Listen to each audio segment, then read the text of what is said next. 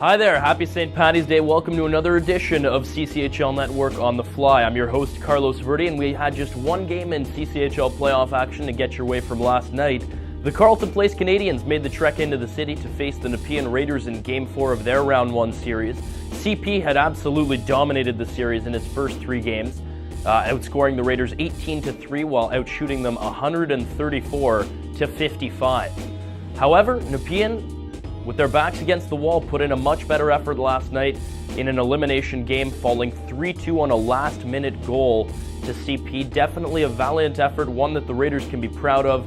Not a loss that they'll hang their heads about, as Carleton Place, as expected, sweeping past the number 10 seed Raiders right into the second round.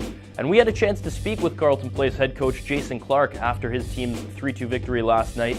Here's what the Canadiens head coach had to say about his team moving on to round 2. All right, Jason, first off, congratulations on the victory and moving on to round 2. Obviously, a pretty dominating performance from your team, at least in the first three games of this series. Your thoughts on the victory overall?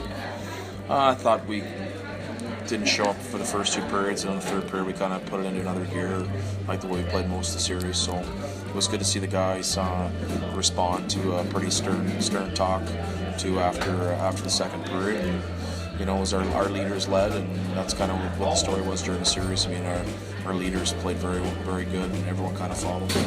And looking ahead, most likely a matchup with one of Hawkesbury or Cornwall in round 2. How do you feel your team matches up against those two? You want to what? I think our team is a good hockey club, but I mean, we're not really thinking about who we're matching up yet. We're just going to enjoy the series win and figure it out who our opponent is from there. All right, thanks for your time. Thanks. Now it's time to segue into our series review. It was a pretty one-sided series aside from Game 4, and that's reflected in our 3 stars of the series. Third star from the Nepean Raiders, you have to give him credit.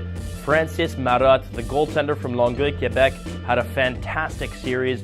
221 saves during Nepean's 7-game playoff run. Without him in net, they might not even have gotten into the series with Carleton Place at all, as he backstopped them to a 3-game wildcard series victory over the higher-ranked Smiths Falls Bears. Francis Marotte, very good, definitely drew the attention of some scouts during this series with CP. He was put under pressure, and he stood his ground tall against the likes of Andy Sturts and co. from Carleton Place. So Francis Marotte, our third star of the series, the Raiders goaltender. Second star from the Carleton Place Canadians is Craig Peffley. Peffley was everywhere in this series, making things happen for his team. 2 goals, 4 assists, 6 points for Peffley, and he's going to continue to be a big part of this Canadiens offense going forward into round 2. And the first star, Adam Lloyd, he was an offensive linchpin for the Canadiens in this 4-game sweep of the Raiders. 7 points in 4 games. He had a goal and 6 assists. A great series from Adam Lloyd. He was noticeable. He was a real offensive catalyst every time he stepped on the ice. And Jason Clark will know that the offense will not just run through the likes of Stephen Bayless and Andy Sturts. He's got other players ready to take up the reins. And a quick look at the CCHL schedule tonight, as 2 games on the docket. It's a big one out in Brockville, as the Braves are looking to keep their backs off the wall, if you will, against Pembroke. After a Game 1 victory in Pembroke, Brockville have dropped 2 in a row. They're trailing 2-1. They're playing Game 4 at home tonight. 7:30 puck drop. Should be an absolute barn burner there. Expected starters Bo Taylor and Jordan Piccolino for the Braves and Lumber Kings, respectively. And in the other game tonight, on the other end of the CCHL geographic region, you're going to have the Hawkesbury Hawks entertaining the Cornwall Colts in the 5-4 series. After a Game 1 win similar to Brockville, Hawkesbury have dropped Games 2 and 3 against the higher seed in their series. Trailing 2-1 at home in Game 4 tonight, Rick Dorval's Hawks team is going to be hoping, and dare I say it, needing to win, as trailing 3-1 going back to Cornwall is not a situation that Dorval and the Hawkesbury organization would want to be in this series.